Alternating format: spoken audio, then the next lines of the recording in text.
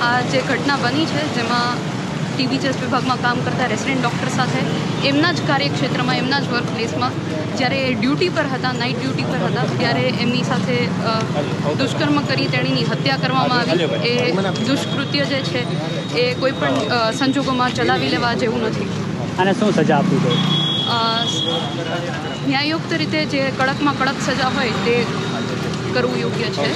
એવી સજા આપવી જોઈએ જેથી ઉદાહરણ પૂરું પડે કે ભવિષ્યમાં કોઈ આવી કંઈ પણ કૃત્ય કરતાં પહેલાં 100 વાર વિચાર કરે. જે બી ગુનેગારો છે ને બહુ કડી હેંગિંગની સજા થવી જોઈએ, ફાંસીની સજા થવી જોઈએ અને જે ડૉક્ટર લેડી છે ને ઇન્સાફ મળવો. કોલકાતામાં આરજીકર મેડિકલ કોલેજમાં મહિલા ડૉક્ટર સાથે દુષ્કર્મ અને મર્ડરનો કેસ બનેલો હતો. તેના અંતર્ગત અત્યારે દેશભરમાં ઠેર ઠેર જગ્યાએ વિરોધ અને રેલી પ્રદર્શન થઈ રહ્યા છે. જેના ભાગરૂપે આજે આપણે કેન્ડલ માર્ચનું આયોજન કરેલું છે. આ કેન્ડલ માર્ચ દ્વારા આપણે હોસ્પિટલના પરિસરની બહાર કરેલ છે, જેનું ખાસ કારણ એ છે કે આ સંદેશો આમ જનતા સુધી પહોંચે. કારણ કે મહિલાનો સેફ્ટીનો ઇસ્યુ દરેક નાગરિકની જવાબદારી છે. દરેક વ્યક્તિ અને દરેક રાષ્ટ્રના સત્તાધીશો સુધી બધાની જવાબદારી છે. જ્યાં સુધી દેશમાં મહિલા સુરક્ષિત નહીં હોય ત્યાં સુધી દેશના વિકાસને મુદ્દાને આગળ વિચારવા એટલા ખાસ નથી. તો ખાસ આપણે આમ જનતા વચ્ચે આવવાનું કારણ જ એ છે કે દરેક વ્યક્તિ આ ચળવળમાં જોડાય અને આ મુદ્દાને રાષ્ટ્રવ્યાપી બનાવે.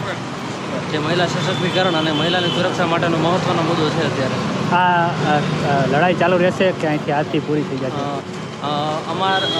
ડૉક્ટરોના જુનિયર ડૉક્ટર એસોસિએશનના રિપ્રેઝેન્ટેટિવ દ્વારા ગુજરાત સરકારની minister of family health and welfare સાથે ગતકાલે મુલાકાત થયેલી હતી, જેમાં સરકારને અમારી માંગણીઓને અમે રજૂઆત કરેલી હતી. સરકાર તરફથી માંગણીની સ્વીકૃતિ થયેલી છે અને જેનું આજે બી મીડિયા કોન્ફરન્સ દ્વારા સરકારે જણાવેલું હતું.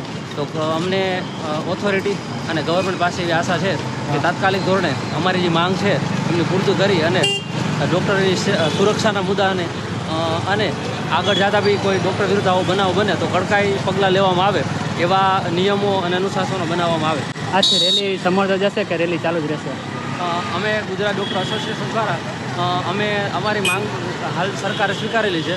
તો અમે કોલકાતાના વિદ્યાર્થીઓ રેસિડેન્ટ ડૉક્ટરો સાથે તો છીએ જ અમે, પણ અમારે કાલથી અમારી સારવાર નિયમિત પ્રમાણે જે નોન ઇમરજન્સી અને ઓપીડી સારવાર છે એ ચાલુ કરવા જઈ રહ્યા છીએ. જે જુનિયર ડૉક્ટર એસોસિએશન ગુજરાત દ્વારા ગવર્મેન્ટ સાથેની મિટિંગ બાદ નિર્ણય લેવામાં આવેલ છે.